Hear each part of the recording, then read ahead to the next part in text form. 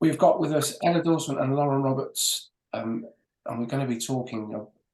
I know, again, we don't have a huge amount of time. We're going to be touching upon the power of branding, its importance, why we think people should be investing in it, especially clients and businesses, and what we can do to sort of try and convince people to really sort of take that step and understand, how defining it can be, and what we can do to help them do that. Before we get into that subject, can I ask you both just to give us a little bit more of a background on you, where you're at, and what you do. So I'll start with you, Lauren, if that's okay. Sure. So I'm an interior designer. I have been for pretty much my whole working life. I started my company a couple of years ago now, and I've spent my career designing mostly hotels. But that sort of took me into the wonderful world of hospitality. So generally bars, restaurants, and all that kind of jazz is my bag. That's my specialty. And so so it's really good to be here today, because as you can imagine, branding for those types of businesses is very important. So that's just a little bit about me. Perfect, brilliant, thank you, Lauren. Can I just ask you to do the same, please, Anna? Yeah. Hi everyone. I'm Ella, and I am currently brand designer at Made by Shape, which is a digital and branding agency in Manchester, if any of you guys are familiar with it. So I pretty much cover all the kind of branding projects we get in, but also on the digital side, all the kind of like web design projects I touch on too. And we don't really specialize in a particular industry at all. It's pretty much anything and everything. So my day can be from like healthcare one day to like fashion the next. So pretty much spans everything. That's me. Super. Well, one of the reasons, Ella, we connected, obviously, we've had Andy on before a couple of times actually. Yeah. And it was because of the breadth of stuff you do, but also because it's so heavily ingrained in digital. But obviously, there's a huge a brand part of that, which sometimes I think can get overlooked, can't it? Because you can focus on the final output as opposed to necessarily the work that goes in before that. And the same with Lauren. When we connected originally, Lauren, I've worked with hospitality brands myself in the past and understand how important that is. But I think sometimes that can get lost in the interiors, in the rooms, in the food, in the service. It can sometimes get lost in the bigger hospitality picture, can't it? And absolutely. I've found that they just rely on the franchise name. In my experience, when I've worked with franchise, they just lean on that global presence and don't necessarily invest in that locally. So it'd be great just to sort of have two perspectives on two different industries, even though we're all very connected through the same, the same desire to want to create good brands. I wanted to sort of go from a bit more to start with quite an overview question about how important branding is, or what brands are to a client, and how important it is for them to uphold that and continue to sort of be consistent in how they communicate and drive that.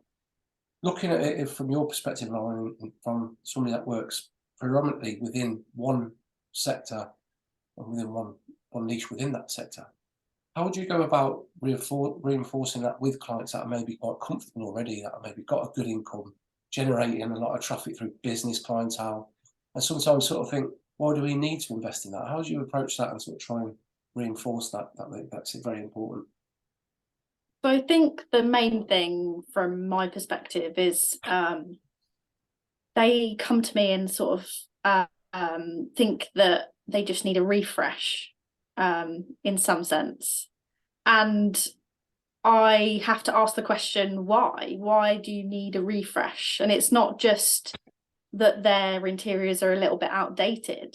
It's kind of like, well, no, like, let's look, we have to start at the beginning. Let's look at your customers. Who are they?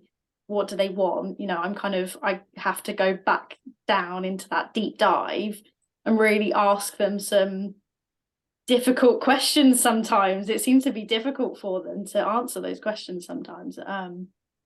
And when the questions I'm asking are difficult for them, that's when I can kind of bring it up as like, well, this is actually a bit of a problem.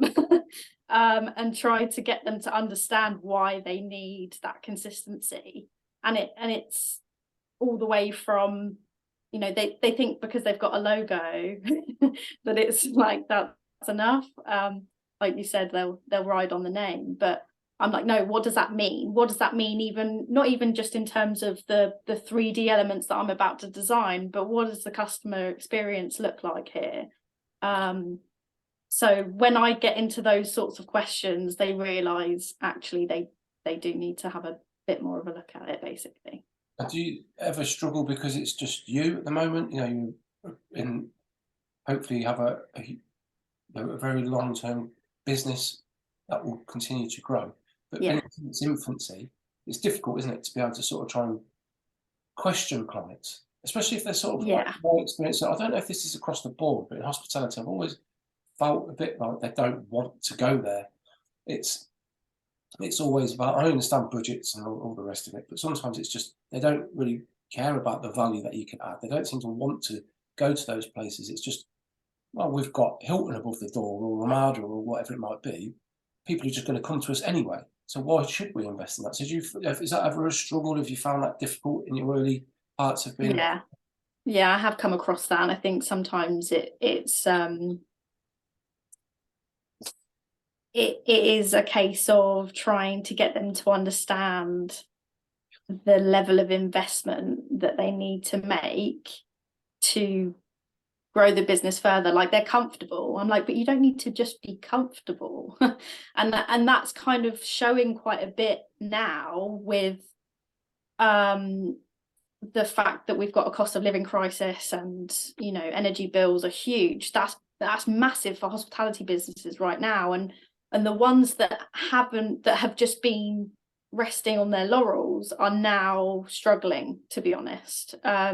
Whereas the ones that have a really good basis and a really good brand behind them, and they know who they are, and they've got a mission, and they're talking to specific people, those are the brands that will stick around and do well. And you don't have to be massive to do that. I find sometimes the bigger brands, they don't do that enough.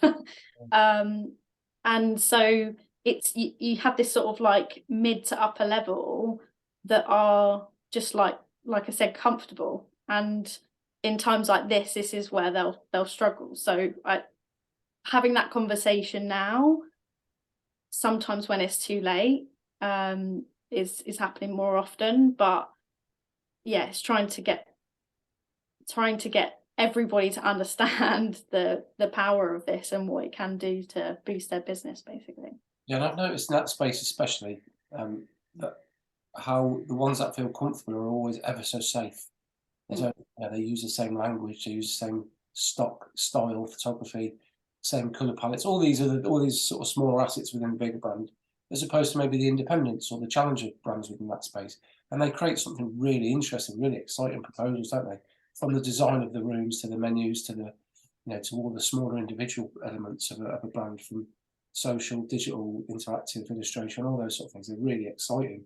It seems to be one of those spaces that's really rife for, if you've got an idea to be a little bit more disruptive, it's the perfect place to be, I sort of see, because you've got those big boys at the top that just do the, you know, the American dream type approach. Yeah. It's all a little bit, oh God, it's like, you know, it's your businessman, white middle class, you know, business bloke with a suitcase and a Lexus, and it's sort of that sort of space, and it's a little bit repetitive. Ella, from your perspective, working within a studio, do you have processes that you use? Obviously, you're going to be, I presume, attracting people because of the work that you've done in the past, so that'll be a big part of bringing clients on. But also those ones that are maybe that need to be swayed a little bit. Are there ways that you work to sort of encourage them to invest in, you know, maybe a little bit more than what they might do, not just financially, but time-wise? Yeah, I think following on from Lauren's experience about actually questioning the client and, like, you know, really like diving deep into, yeah, but why do you want to do that? Like, why do you actually want to keep this? Why do you even like this? That's a big thing for us. And I think only I think it might have been last year or the year before, we started introducing a brief template for clients, because we kept finding that a lot of clients were providing briefs that were extremely vague, to the point that it was becoming quite confusing for both the client and us client didn't know what they wanted because they were still at that point where they hadn't really gone through everything internally, and they just kind of passed it over to us. So when we were creating things, it maybe wasn't in line with what they were envisioning, even though they hadn't told us. So we then created this template for them, which kind of really makes them question things, and whether that's, you know, your the actual objective of the brief, your like brand premise, any aims that you want to kind of achieve, and obviously the visual side as well. We found that a lot of clients actually said to us, it actually really made us scratch our heads and like actually think about it, which was obviously good to hear for us, because knowing that they wouldn't have done that before would have made things a lot more confusing. So all the clients we have now follow this kind of brief template, both for web projects and branding. So that really helps us, because we, yeah, as Laura mentioned before, we come into the same issue with that from like the visual perspective. So yeah, we usually always try and sway clients anyway, even if they want to retain something. We always kind of encourage them to, oh, but can we do another concept and throw it in there. And it usually goes down really well and has been really successful in kind of pushing the boundaries with them. So yeah. I can't believe a client has sent you a confusing brief. What? How dare they do that? Unheard of. Yeah, I've never heard of that before. That's a rarity. From that brief template perspective, do you work with them to figure that out, or do you ask them to take that away and reconsider maybe their original proposal or position? Sometimes, on some occasions, they have sent us a brief, and we've said, essentially, is it okay if you go back and kind of internally, you know, discuss it a bit further, and, you know, maybe if you can base it off this template. And, you know, we have examples in that template as well, so it does help them a lot. So, but we usually do have kind of like a kickoff, you know, call initially anyway with, you know, whoever's working on the project. So that does really help, because as you guys will know, speaking to people is a lot easier than emailing. So yeah, no, it's helped a lot. Yeah, I think that there's a lot to be said for that. It sounds like a small step just to actually hear people's words and interpret it, because emails can be like text messages. You can sort of read it in all sorts of ways, can't you? And it's not always positive. Exactly. That you think it is. Is there ever a case where you have to sort of turn some of those projects away? It's just not a right fit for the business or the team or the client. You know, maybe they're not really in need of what they think they are.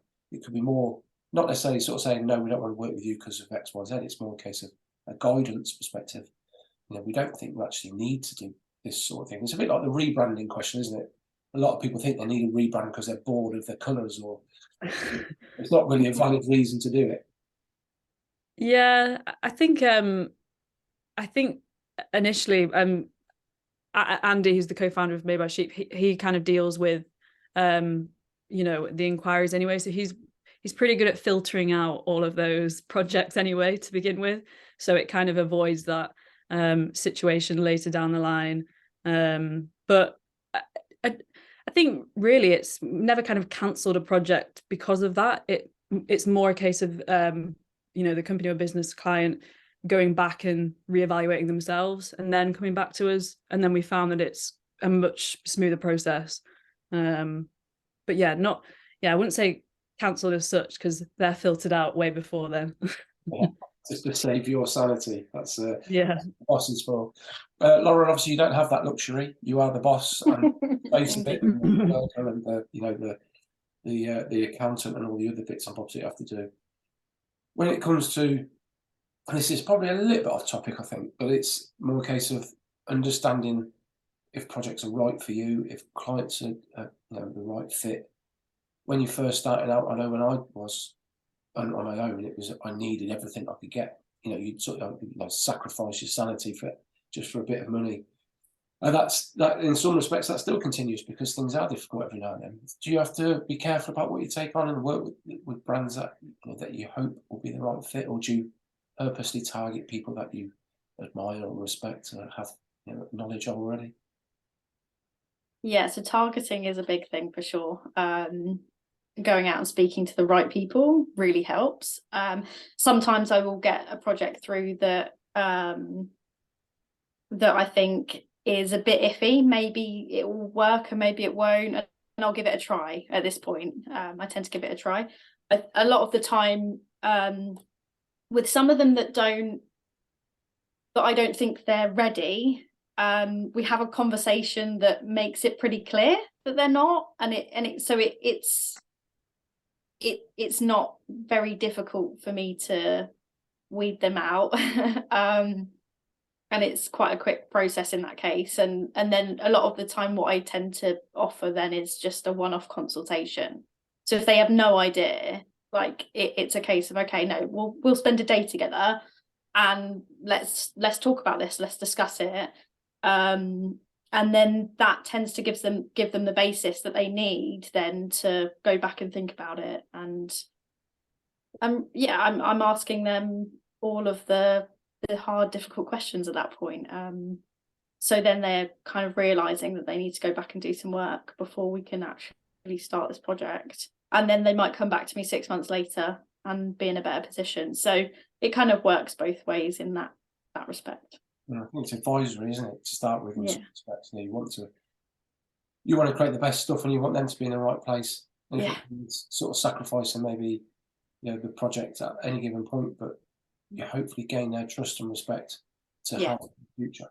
When you mentioned earlier about the clients that think branding is a logo or some form of asset within the bigger picture.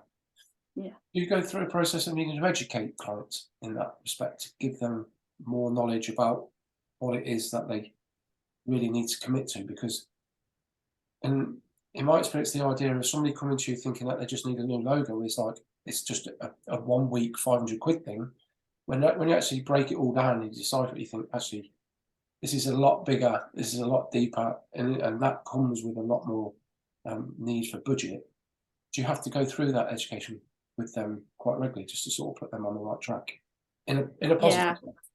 Yeah, in a positive way, yeah, for sure. And it sort of comes to light when I ask them some questions and they can't answer them. But yeah, the education piece is huge, and I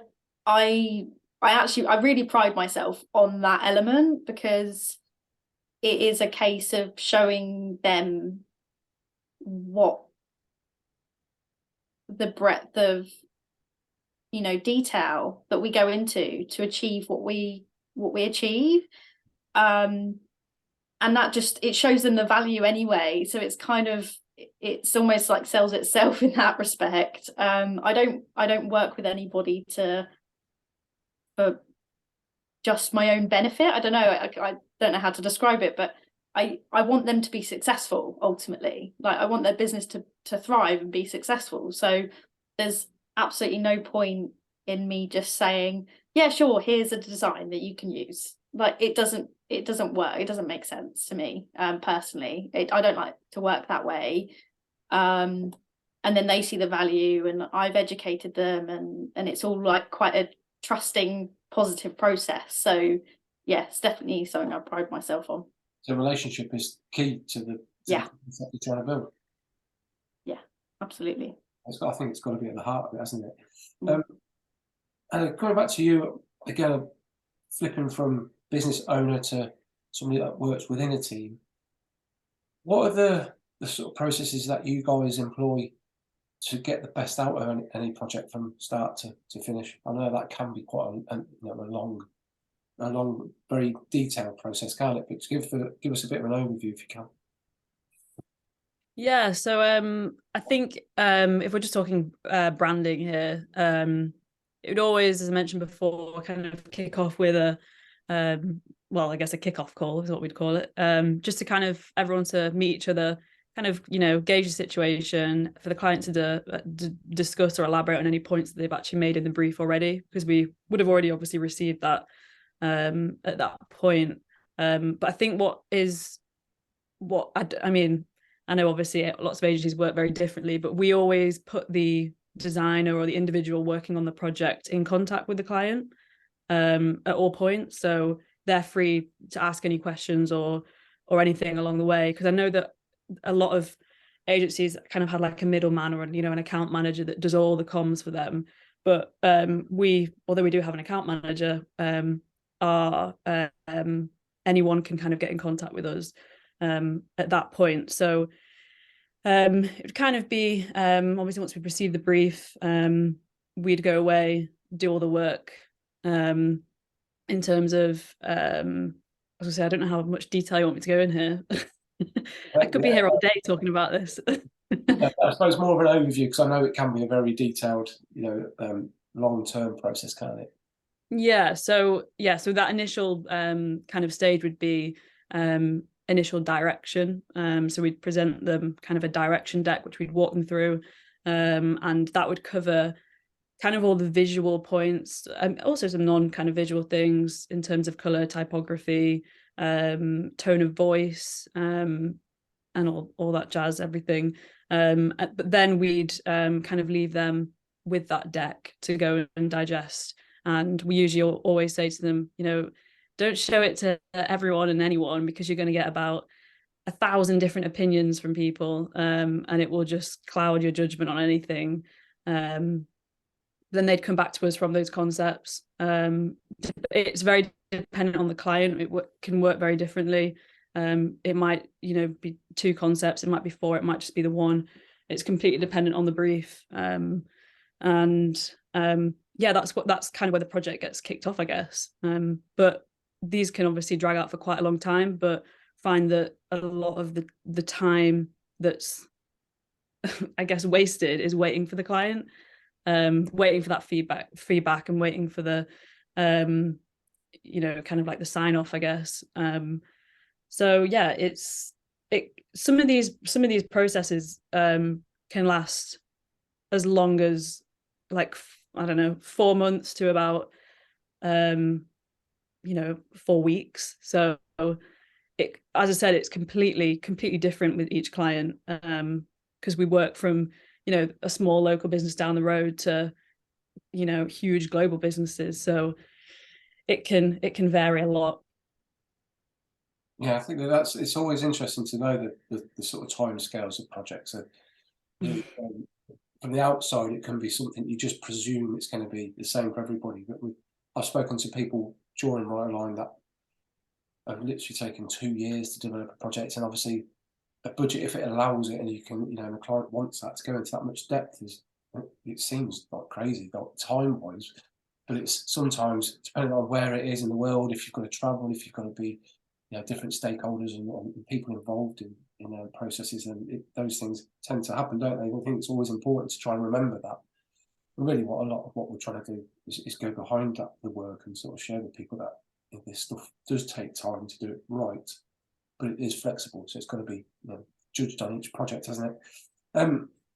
I'll put you on the spot a little bit here, both of you. Have you got a project, maybe your latest project or something that springs to mind, where that sort of really illustrates the success of good branding, where you've taken somebody from where they were previously at, might not have been very successful, maybe didn't get much traction, to creating much more of a cohesive brand? It might still be in its infancy in terms of relaunching, but it sort of shows what you've done to help them get to a better place. Again, like I said, that's a little bit putting you on the spot, probably a little bit unfair. But Lauren, could you kick us off with something that might come to mind?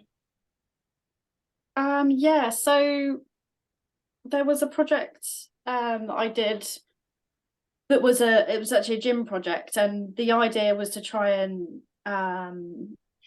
differentiate it, because it was within a hotel, but they didn't want it to just be a hotel gym. They wanted to open it up to external members because of the position of it and the location and the car parking and all of that. It made total sense to open it up to the sort of surrounding area and make it a proper external members gym. So then we had to do a big deep dive basically on how we would achieve that. So I was lucky enough to work with the sort of gym manager who had a really clear vision for how that would work.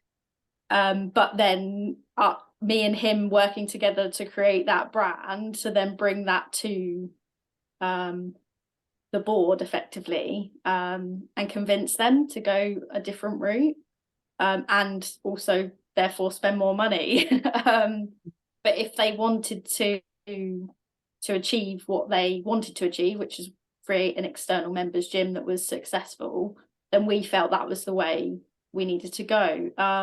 So we successfully convinced them, and it's a really successful gym now.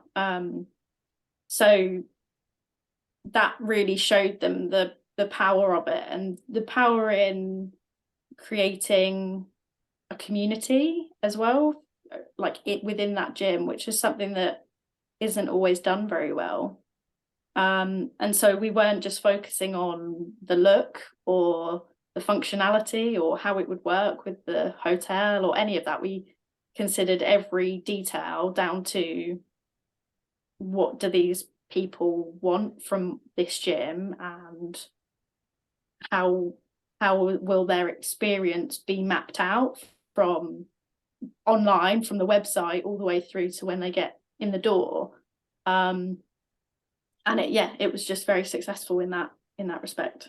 It must be really rewarding though, doing that, because it's really opening up their imagination to new ideas, isn't it? Again, a little bit biased and relatable, because I've been in your position myself, and I know how difficult it, well, in my instance, is getting them to accept there are people outside of hotel guests. It's quite, there is a community of people around hotels.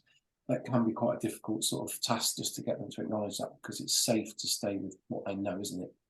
So I think that's a great example of, it's not just about the aesthetics, it's not just about brand assets and the things that, again, we go back to logos and colour palettes and typography and photography, etc. It's a much more of just a different way of thinking, isn't it? The brand is put towards them and a new series of guests, which would also then, in theory, would open up the door to those people, external people, maybe using the other facilities, or exactly that, word of mouth and all those sort of things. I think it's just opening up ideas, isn't it, to clients, which is one of the things that we can do from a problem solving perspective. How about you, Ella? Have you got anything that you've worked on recently that sort of shows that progression from maybe not performing to doing well? Yeah, I think probably, I mean, not by numbers results, because it's still very much in its like infancy being launched, but we worked on a project at Shape, which was a plasma donation, essentially like a blood donation center in the US. They're called Olgum, and as you can imagine, everyone in that industry, extremely clinical, very medical, almost like hospital-esque kind of, in terms of branding and on their website and their actual locations as well. And this company were actually ran by predominantly, I think, young professionals. They were all very young, and they kind of wanted to, as you same with your client, Laura, they wanted to differentiate themselves from within their category. And it was also very much like a learning piece for them, in terms of helping them understand, typography, helping them understand color, helping them understand what affects what, and how things work. So this was a branding and web project we did. And I mean, even if you typed in now on their website, they're called olgum.com, you wouldn't quite think it's a blood donation center. So we kind of overhauled everything apart from the logo. So I think that's probably an example of how you can completely overhaul a brand without changing the logo. But just going, it's completely it's completely different, basically not what you see. It's very like a fresh outlook on the more clinical side of things. But they've already been opening more donation centers across the US, and apparently gone down very well. So that was a really exciting project to work on. And I think that I don't know if I'm strange in saying this, but I love it when a stereotypical boring project comes through, because I just love like completely overhauling it and making it into something that's not considered boring. So anything to do with healthcare or something like that, I love taking that on. And I think the time's never been better to sort of, I don't think disruption is the right word, but to shake up a lot of these industries, because I don't know where the traditions come from, but we always associate certain things, don't we? You think about healthcare, for instance, it's all, like you say, very clinical, white, light blue, Yeah. in white gowns, and they're all looking very serious and pensive, and things that we're told. I think maybe it comes from like the hospital NHS idea, doesn't it? But then that happens across so many sectors. You think, has anybody like sort of maybe thought just to shake that up a little bit and do something a bit different? You still got to be sensitive about things. We had, funny enough, the team from Koto, New York, was on with us a few weeks ago because they did an identity for a company called Bolt. When it released, it got a little bit of mixed reviews online, shall we say. Social media, especially Twitter, was rife with very negative comments about it. So I asked their creative director to come on, and when they walked through it, the process about how and why they came up with what they did, it made so much sense. But when you just see the case study, you can't quite gauge that. You need to understand, all of the background, the 9 months worth of work. But they were showing within that sector what that company worked in. All of the other competitors were either dark blue or pink, like a purpley, pinky, bluey sort of colour. So they just chose yellow and black, and it was so sort of extreme. The gasps in the room were, you could hear them from all corners of the world, sort of type thing. But it's great when you actually, they walked us through step by step, and they said, this is why it exists. It's not just to be shocking or just to be different. It's because it makes sense for that company and the people that we were working for. So that relationship was, that's what drove that. That at the end of it, and it was amazing just to see it. But it just really showed that not to judge things on their on face value is ever so important.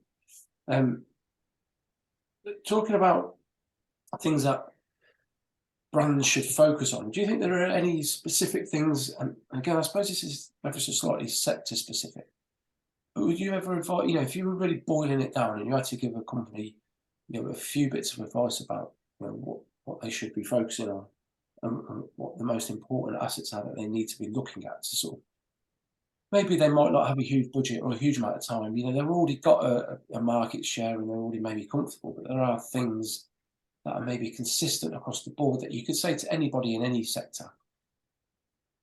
Would it, things like, say, speaking more consistently, as opposed to sort of, sharing things online that are really haphazard and don't really sort of cohesively work together.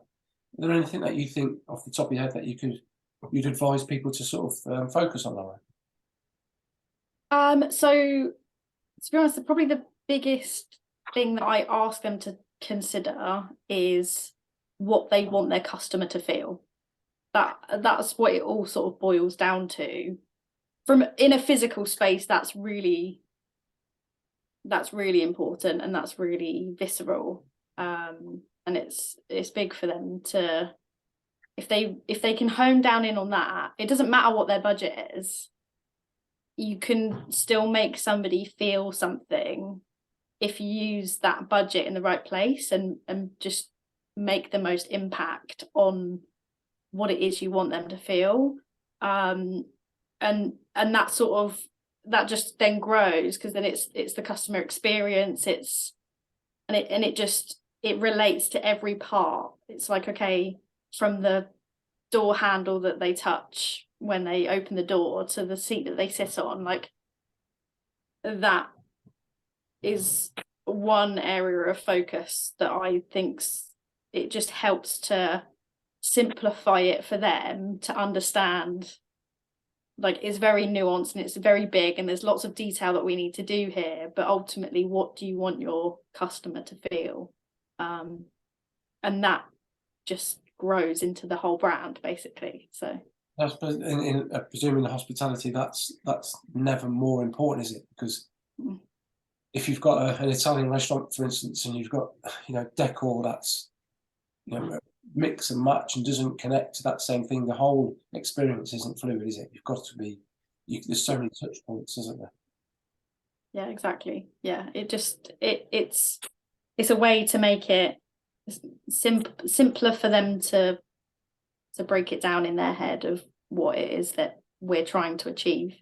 It's also basically. those takeaways, isn't it, from the client, the customer's perspective. Yeah. Obviously, you guys be working for a client or a business, and they have needs, but I think it's really important for the customer and the client to understand that there's a consumer at the end of that. They need to sort of, Yeah, they need that to are paying the bills.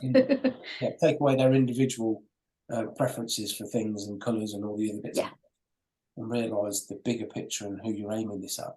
And again, I suppose exactly. in the hospitality sector, that's the most obvious version of that, isn't it? You know, you really see high street chains that are replicated everywhere. They're done for a reason, aren't they? Whether you like them or not.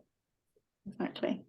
Ella, how about you? From a thing that you a point or two about what you think brands should focus on.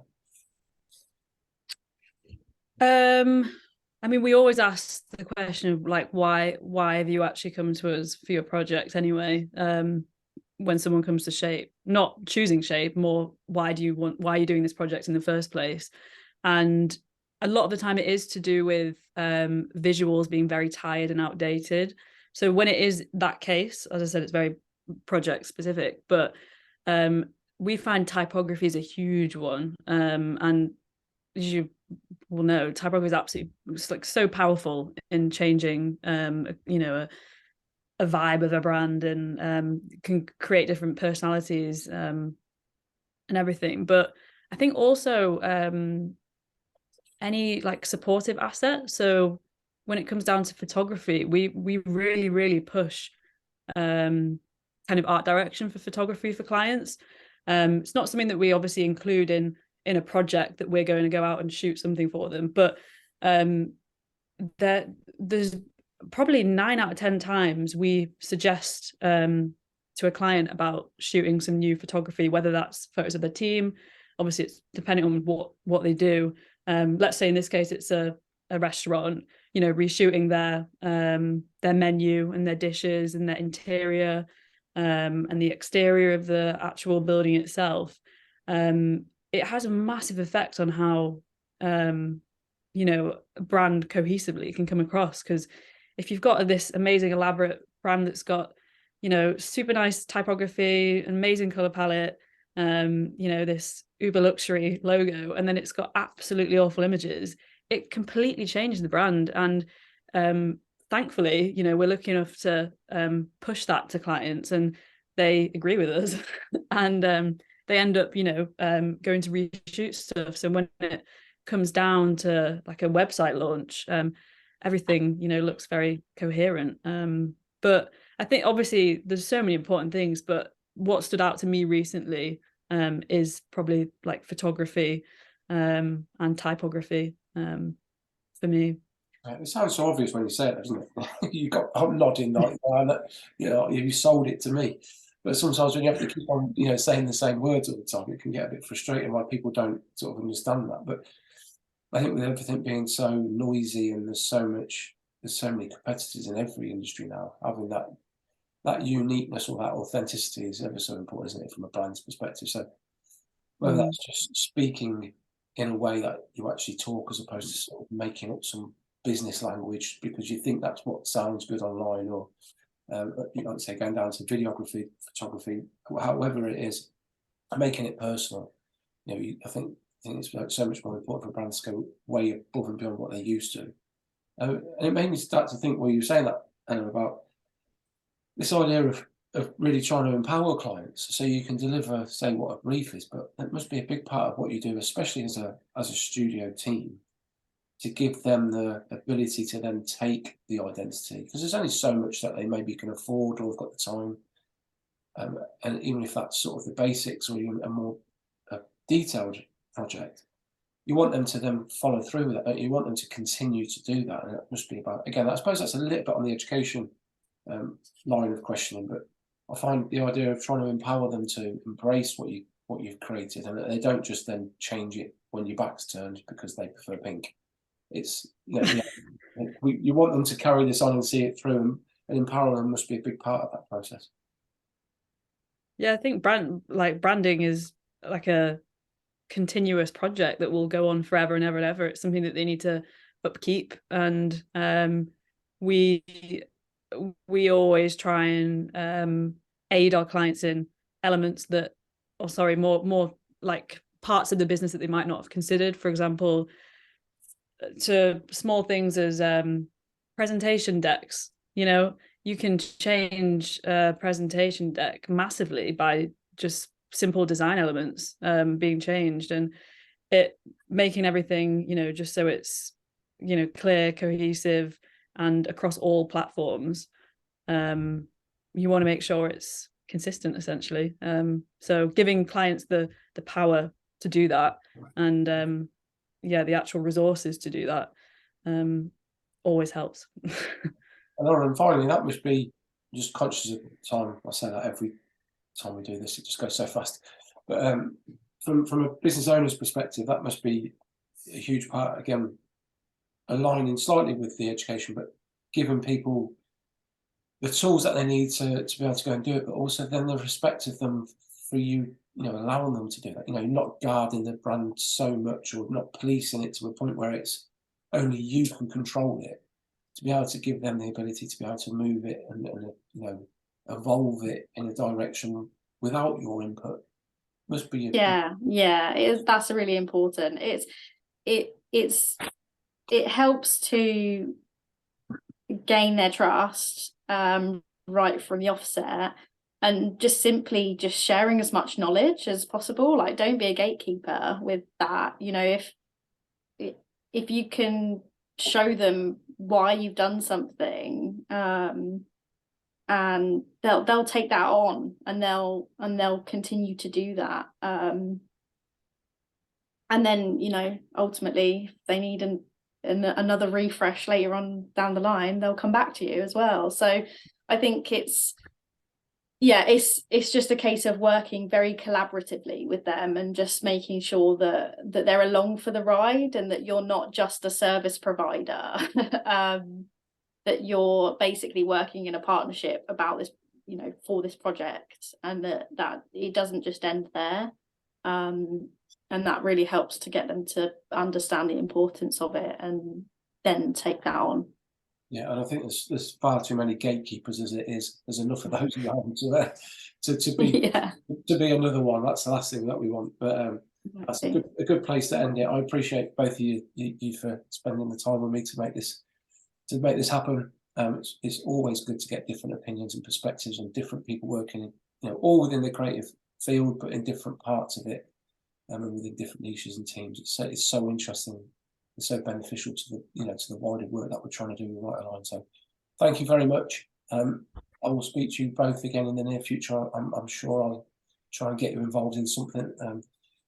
Even if you don't want to, I'm going to just email and to make you do it. But yeah, until then, have a nice rest of the day. Ella, thank you for joining us during your break.